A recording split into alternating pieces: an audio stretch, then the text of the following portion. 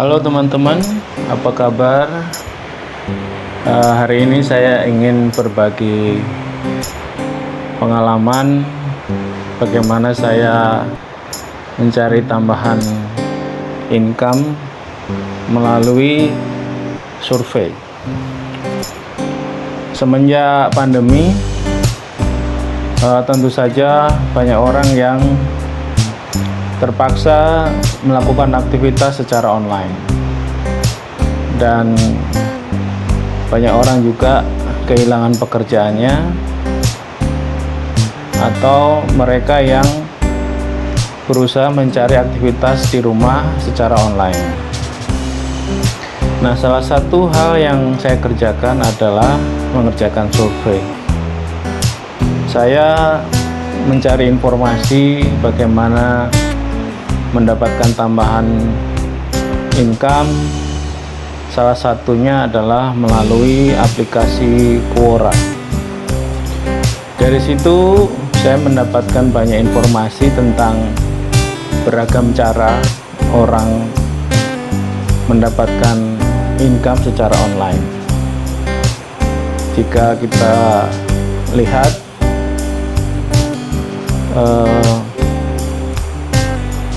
banyak yang bisa kita lakukan melalui internet.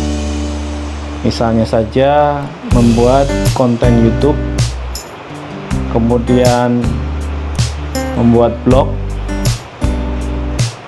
kemudian berjualan secara online,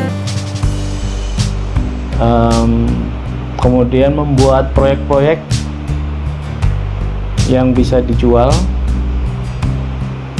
atau misalnya menonton video yang dibayar, misalnya saja melalui website Raja View. Mungkin nanti saya akan bahas di kesempatan yang lain. Dan yang terakhir melalui survei. Sebenarnya survei itu sudah sering dibahas di YouTube, tetapi karena saya memiliki pengalaman saya pribadi, jadi saya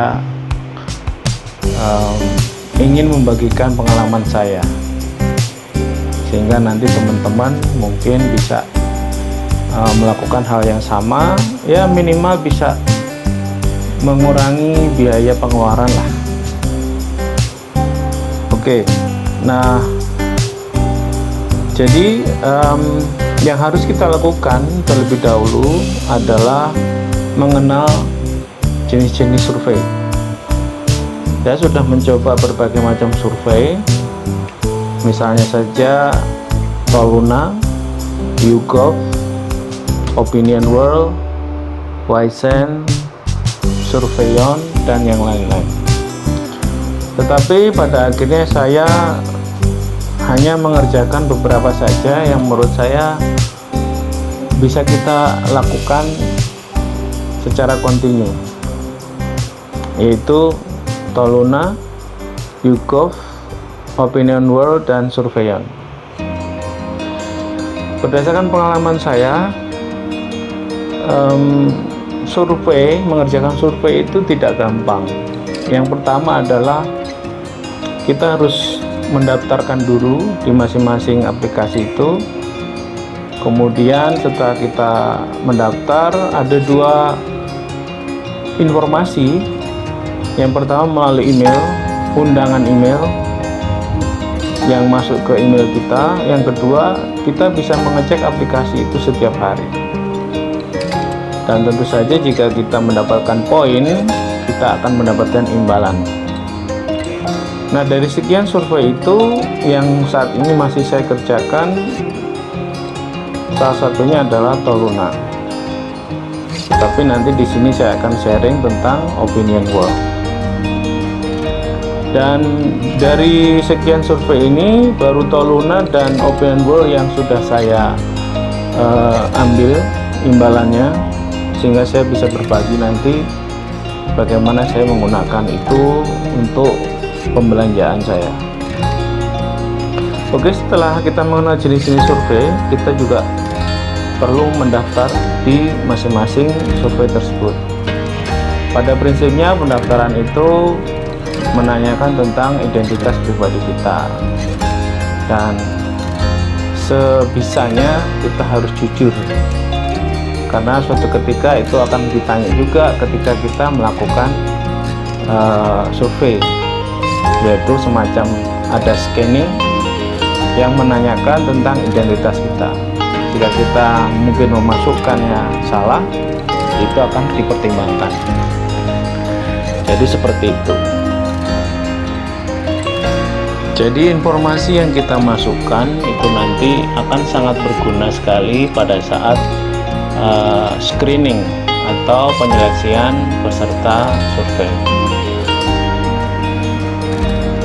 Oke, nah kemudian yang berikutnya adalah setelah kita mendaftar, tentunya kita menunggu survei yang dibuka. Yang seperti saya bilang tadi, yang pertama kita bisa mengecek email kita, dan yang kedua kita bisa mengecek aplikasi atau website dari survei tersebut setiap saat. Tetapi yang perlu saya tekankan di sini adalah tidak setiap survei itu kita bisa menjadi peserta. Faktornya adalah yang pertama, apakah survei itu sudah penuh atau masih kosong, sehingga kita bisa mengikuti survei tersebut. Yang kedua, apakah kita memenuhi kriteria dari survei tersebut. Jadi setiap pembuat survei mereka akan mensyaratkan kriteria-kriteria yang harus dipenuhi oleh seorang peserta survei. Jika itu tidak memenuhi, otomatis nanti pada saat screening mereka akan menolak untuk proses berikutnya. Sehingga oleh karena itu kita harus rajin-rajin mengikuti survei agar peluang kita lebih besar. Mengenai poin yang kita miliki, tentu saja berdasarkan poin itu kita bisa mendapatkan imbalan, dan itu pun juga banyak jenisnya. Ada beberapa sistem pembayaran yang berkaitan dengan poin nanti. Yang pertama melalui rekening, misalnya kita menggunakan PayPal. Jika kita sudah membuka akun PayPal, kita harus memverifikasi akun tersebut. Dan untuk masalah ini terus terang saya belum bisa sampai ke sana. Jadi PayPal itu memerlukan verifikasi setelah kita membuka akun, yang artinya terhubung antara rekening kita dengan akun PayPal tersebut. Dan sejauh ini yang saya tahu, PayPal itu untuk debit itu hanya bisa dilakukan di rekening yang namanya Genius. Kemudian untuk yang kedua, kita bisa menggunakan kartu kredit untuk verifikasi atau istilahnya VCC. Nah, untuk kartu kredit tentu saja buat mereka yang memiliki, dan yang tidak memiliki pilihannya adalah VCC. Nah, dari mana VCC itu kita dapat? Kita bisa membelinya dari aplikasi tertentu, misalnya di Tokopedia. Kita bisa membeli di situ dengan harga yang bervariasi, dengan durasi yang bervariasi. Dan saya belum pernah mencoba ini. Mungkin ini menjadi solusi buat mereka yang sudah membuka akun PayPal tetapi belum terverifikasi. Kemudian yang kedua, pembayaran yang dilakukan survei yang membuat survei bisa berupa e-gift. Nah, ini yang saya pakai kemarin. E-gift itu semacam voucher ya. Jadi kita bisa menukarkan poin kita dengan sejumlah uang dalam bentuk rupiah. Nah, misalnya kita belanja di Alfamart, kita bisa menggunakan e-gift ini untuk memotong biaya pembelian kita.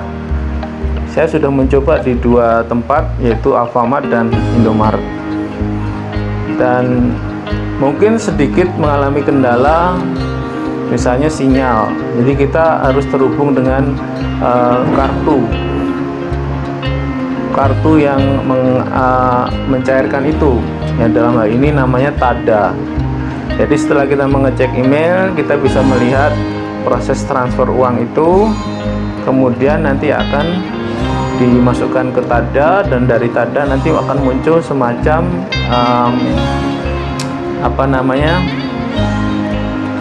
semacam barcode yang nanti akan di scan sehingga kita dinyatakan sah uang yang masuk ke kita. Nah, seperti itu. Nanti prosesnya juga akan saya jelaskan di tayangan berikutnya. Oke, yang ketiga, kita juga bisa untuk melakukan pembelian online, misalnya di Tokopedia. Jadi pembayaran itu bisa bermacam-macam. Saya ulang sekali lagi, bisa berupa PayPal masuk ke rekening, bisa berupa e-gift, bisa berupa pembelian online. Nah, tadi saya lupa menjelaskan bahwa di situ juga ada OVO misalnya. Jadi kita membuka aplikasi dan nanti pembayarannya masuk ke situ. Oke. Kemudian untuk pendaftaran anggota, saya sarankan jangan sampai melupakan password. Kalau perlu ditulis, karena ini yang membuat kita nanti repot. Kemudian pada saat mengisi survei, kita juga jangan sampai melupakan email. Kalau kita bisa mendownload aplikasi tersebut, itu mungkin bisa memudahkan kita untuk mengecek atau mengontrol apakah ada survei yang masuk atau tidak. Jadi bisa juga kita mengecek survei itu setiap saat melalui website mereka. Oke, jadi saya juga ingin menambahkan mengenai contoh transaksi melalui email yang saya sudah lakukan, yang saya kerjakan melalui Alfamart. Jadi setelah kita menukar poin kita melakukan pengajuan yang menunggu sekitar 10 hari kerja. Tapi pengalaman saya kemarin lumayan cepat ya dengan Alfamart. Kemudian email itu nanti akan diproses dan proses transfernya itu akan kelihatan di pembukuan kita. Nah, seperti saya bilang, ada pihak lain yang membantu proses ini, yaitu TADA. Nah, nanti Anda bisa melihat prosesnya dalam video saya. Ya, untuk menjadi catatan, saya sempat mengalami beberapa kali error ketika memproses ini, tetapi pada akhirnya asalkan sinyalnya bagus, prosesnya bisa lancar.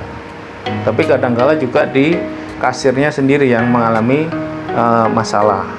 Nah, untuk itu kita harus sabar juga ketika kita menunggu transaksi kita berhasil sampai pada pembelian dan pembayaran. Oke, mungkin itu saja sharing saya hari ini. Semoga bermanfaat untuk kita semua.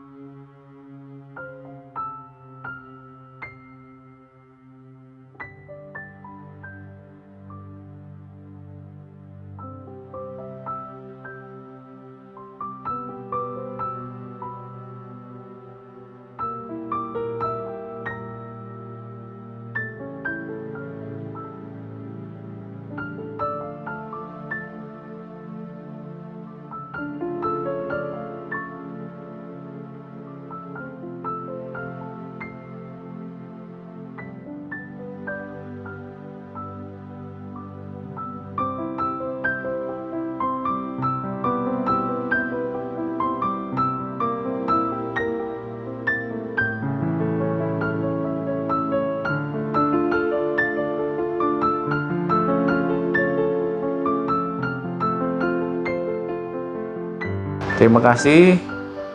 Selamat beraktivitas. Sampai jumpa.